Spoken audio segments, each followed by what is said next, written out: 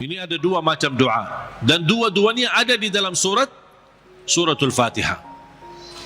Doa ibadah yang isinya memuji Allah tanpa meminta. Doa ibadah memuji Allah tanpa meminta, tidak ada permintaan. Contoh, Alhamdulillahi Rabbil Alamin. Apa permintaannya? Tidak ada. Cuman artinya apa? Memuji Allah. Segala puji bagimu ya Allah. Dan tidak ada kata yang terindah daripada kata Alhamdu,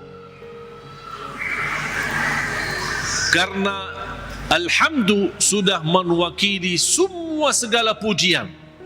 Artinya jemaah sekalian, kalau ada di antara kita yang tidak faham cara yang terbaik memuji Allah, tidak hafal kata-kata yang panjang dan indah, tidak hafal Asmaul Husna, aku ingin memuji Allah, cukup satu kata, Alhamdulillahi Rabbil Alamin, mewakili segala pujian. Makanya kata ini sangat luar biasa. Kalau diartikan dalam bahasa Arab, segala puji bagimu ya Allah. Artinya semua pujian bagimu ya Allah, segalanya. Makanya disebut kata itu doa ibadah, karena isinya memuji Allah tapi tidak meminta. Tidak meminta apa-apa. Doa yang kedua, doa masalah, yang isinya memohon sesuatu. Memohon sesuatu.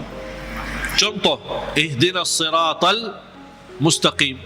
Itu kan ada permintaan. Makanya disebutkan doa masalah. Layaknya setiap kita berdoa diawali dengan doa ibadah, baru masuk kepada doa masalah. Itu adab, tata cara doa. Jangan langsung baru berdoa, ya Allah ampuni ya Allah. Puji dulu. Karena Allah senang mendengar pujian hamba. Allah senang. Buat Allah senang dulu, baru minta. Dan itu sudah dibuktikan oleh suratul Fatihah. Makanya saya selalu berkata, bagi orang awam yang tidak bisa berdoa, tidak mampu doa, tidak hafal doa, atau tidak memfahami bagaimana bisa berdoa, dia cukup membaca Al-Fatihah, mewakili semua doa. Karena isinya doa ibadah ada, memuji Allah tanpa meminta, dan juga ada isinya doa masalah. Boleh enggak saya baca Al-Fatihah supaya anak saya mendapatkan hidayah, supaya anak saya disembuhkan oleh Allah, supaya saya dapat jodoh, supaya saya diberikan kemudahan? Doa. Al-Fatihah mewakili semua doa bagi orang yang tidak faham doa atau tidak bisa berdoa. Jadi diawali doa kita dengan ibadah atau doa ibadah yang isinya memuji tanpa meminta, baru masuk ke tahap yang kedua, doa masalah, memohon kepada Allah SWT. Dan juga tolong jemaah sekalian perhatikan, habis dibacakan Al-Fatihah sampai iyyaka na'budu wa iyyaka nasta'in, belum meminta apa-apa. Kita memuji Allah, mengagungkan Allah, memuliakan Allah, kemudian kita mengaku sebagai hamba Allah, dengan kita ikrarkan iyyaka na'budu, itu hakmu ya Allah, dan kami memohon pertolongan. Dan pertama permohonan pertolongan kepada Allah, dan yang terbaik pertolongan yang kita mohonkan kepada Allah adalah minta hidayah kepada jalan yang lurus. Jemaah sekalian, ayat Al-Fatihah disusun itu betul-betul rapi, tidak sembarangan kata-kata yang terpilih, termasuk meminta hidayah. Kalau kita dapat hidayah, segala urusan kita beres. Karena kata ihdinas siratal mustaqim bukan berarti kita memohon hidayah kepada jalan yang lurus dalam hal agama. Itu tidak, bukan hanya itu saja. Tapi ihdinas siratal mustaqim dalam merurusi rumah tangga, ihdinas siratal mustaqim dalam mendidik anak, ihdinas siratal mustaqim dalam mencari nafkah dan rezeki, ihdinas siratal mustaqim dalam kehidupan kami sehari-hari, ihdinas siratal mustaqim dalam beribadah, ihdinas siratal mustaqim dalam ikhlas, ihdinas siratal mustaqim dalam sabar, ihdinas siratal mustaqim dalam syukur. Semua hal-hal yang kita butuhkan, dunia maupun akhirat, ibadah maupun tidak ibadah, beramal apapun, kita memohon petunjuk hidayah kepada jalan yang lurus. Artinya, kita memohon melalui ayat ini, kita berharap segala aktivitas kita bisa mendapatkan yang terbaik di jalan Allah. Ihdinas siratal mustaqim. Berilah Allah petunjuk kepada jalan yang lurus, yang terbaik. Yang terbaik ikhlas, yang terbaik rumah tangga, yang terbaik mendidik anak, yang terbaik dalam menjaga diri, yang terbaik melindungi diri, yang terbaik mencari nafkah dan rezeki, yang terbaik mencari kerjaan yang baik, yang terbaik dalam beribadah, yang terbaik dalam tahajud, yang terbaik dalam majlis ilmu, yang terbaik dalam menghafal Al-Quran. Semua kita berharap melalui ihdinas siratal mustaqim sudah termasuk segala yang kita inginkan, dan kita hanya meminta bukan sesuatu yang baik tapi yang terbaik. Ihdinas siratal mustaqim. Contohnya seperti apa? Siratal ladzina an'amta alaihim. Ya Allah, kami memohon petunjuk kepada jalan yang lurus sebagaimana ada hamba-hambamu yang telah mendapatkan karunia nikmat-nikmatmu. Siratal ladzina an'amta alaihim. Ya Allah, kami ingin dapat seperti mereka. Seperti Sayyidina Abu Bakar, seperti Sayyidina Umar, seperti Sayyidina Utsman, seperti Sayyidina Ali, seperti Siti Khadijah, seperti Siti Aisyah. Kita ingin seperti mereka, siratal ladzina an'amta alaihim. Janganlah ya Allah seperti orang-orang yang dimurkai oleh Allah atau orang yang tersesat. Ghairil maghdubi alaihim waladdallin. Ya Allah, jauhkan, lindungilah kami dari situ. Dari hal-hal yang mendapatkan kemurkaan-Mu. Kami tidak mau. Kami mau sebagaimana hamba-Mu yang telah menerima karunia nikmat-nikmat, siratal ladzina an'amta alaihim. Itu yang kami mau ya Allah. Tapi jangan di jalan orang-orang yang dimurkai Allah dan orang-orang yang tersesat. Apa beda al-maghdubi alaihim waladdallin? Bedanya apa? Orang yang dimurkai Allah sama orang yang tersesat. Orang yang dimurkai Allah yang memiliki kemampuan ilmu tapi tidak menggunakan ilmu untuk mendekatkan diri kepada Allah. Sombong.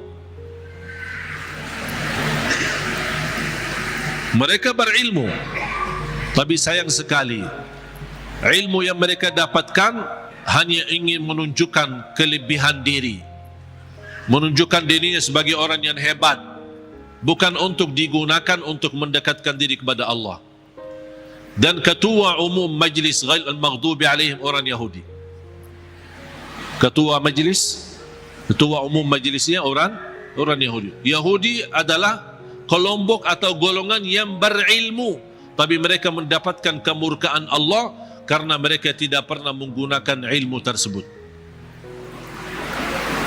Justru kecerdasan mereka dengan kehebatan ilmu mereka, mereka menggunakan untuk susahkan umat. Paling hebat ilmu ekonomi Yahudi, paling hebat ilmu media Yahudi. Makanya sekarang mereka seluruh media itu dimiliki oleh Yahudi. Ekonomi dunia dikuasai oleh Yahudi. Karena mereka punya ilmu, tapi mereka kenapa kuasai? Bukan untuk digunakan untuk kemudahan bagi manusia, tapi justru mereka menggunakan untuk kemanfaatan buat mereka sendiri. Makanya Allah murka terhadap mereka. Waladdallin, orang-orang yang tersesat, yang suka mengamalkan amalan-amalan tapi tidak ada ilmunya. Kenapa kamu lakukan? Tidak tahu. Saya cuma suka itu, tapi tidak ada ilmunya. Contohnya, ketua umum majlis waladdallin adalah Nasrani. Nasrani ahli ibadah. Beda sama orang Yahudi. Kalau Yahudi ahli ilmu, kalau Nasrani ahli ibadah. Bahkan mereka menggunakan rahbaniyah, memaksakan diri beribadah sepanjang hari. Sampai ada yang mendiamkan diri di sebuah tempat yang tidak bisa ditinggalkan, tidak mau nikah, tidak mau makan daging, tidak mau makan ini segala. Ini semua dilakukan oleh mereka. Itu yang tidak ada dasarnya. Berlebih-lebihan. Islam melarang kita berlebih-lebihan beribadah. Sebagaimana ada 3 orang ketika datang ke Madinah mendengar betapa ibadah Rasulullah SAW. Sambil salat tahajud, sambil bangkak kakinya. Kita pernah enggak bangkak kaki kita? Pernah. Ketika begal, capek, urus dunia. Bukan karena tahajud. Bagaimana SAW puasanya, gimana SAW tahajudnya, gimana SAW ibadahnya. Ada 3 orang mendengar berita-berita. Sambil mereka merasa, aduh kalau Nabi Muhammad begitu luar biasa ibadah ini, gimana kita? Sambil ada di antara mereka yang berkata, kalau memang begitu ibadah Rasulullah SAW, saya akan berpuasa, tidak akan buka. Artinya mau berpuasa setiap hari. Sepanjang hayatnya, sepanjang hidupnya. Bukan tidak makan sama sekali, tetap makan, tapi maksudnya setiap hari mau puasa sambil mati. Yang satu lagi kata orang, saya akan tahajud, tidak akan tidur. Yang ketiga berkata, saya tidak akan nikah. Karena dia merasa terhina, atau merasa dirinya rendah, atau merasa dirinya tidak ada artinya dibanding ibadah Rasulullah SAW. Kalau Rasul saja yang diampuni Allah begitu luar biasa hebat ibadahnya, aku merasa malu, ya udah saya tidak mau nikah. Mengapa? Agar saya kosongkan waktu saya untuk beribadah, mendekatkan diri kepada Allah. Ada di antara mereka yang di riwayat lain disebutkan, saya tidak mau makan daging.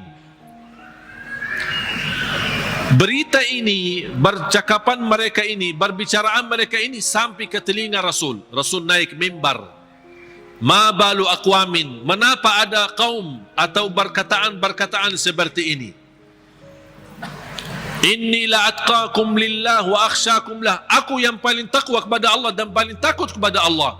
Aku tahajud dan tidur, aku puasa dan buka puasa, aku makan daging atau juga nikah. Rasul menceritakan, ini semua tidak akan menghalangi kita kalau kita mau bersungguh-sungguh beribadah. Itu yang disebutkan kata rahbaniyah yang sering dilakukan oleh Nasrani.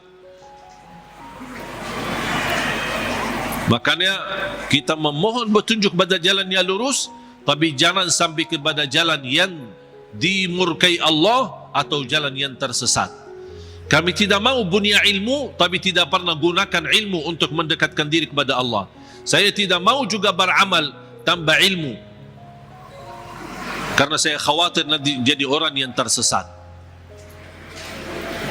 Amin. Allahumma terima. Ya Allah, mohon diterima.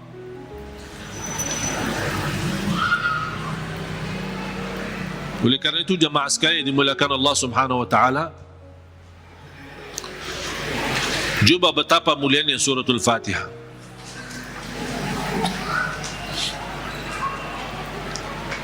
Saya hanya menyampaikan sejarah singkat. Saya belum membahas sejarah detail. Mulai dari Bismillahirrahmanirrahim, mulai dari Alhamdu, bagaimana, kenapa ada al dan apa arti daripada al. Kenapa terpilih Alhamdulillahi Rabbil Alamin menjadi ayat yang pertama? Ada juga berbeda pendapat, Bismillahirrahmanirrahim adalah ayat yang pertama. Makanya kalau sebagian ulama menganggap Bismillahirrahmanirrahim ayat yang pertama, makanya dijahar dalam salatnya.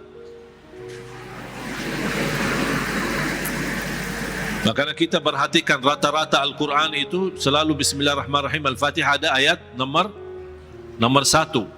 Dibandingkan Bismillah di surah yang lain tidak ada angka. Betul? Karena itu berbeda pendapat antara ulama. Apakah Bismillah itu salah satu ayat dari suratul Fatihah atau tidak? Walaupun sebagian besar memilih Bismillah salah satu dari surat Al-Fatihah, sebagian besar. Sebab ayat suratul Fatihah ini Bismillah, apakah ayat pertama atau tidak? Muncullah persoalan yang kedua, apakah boleh jahar atau tidak?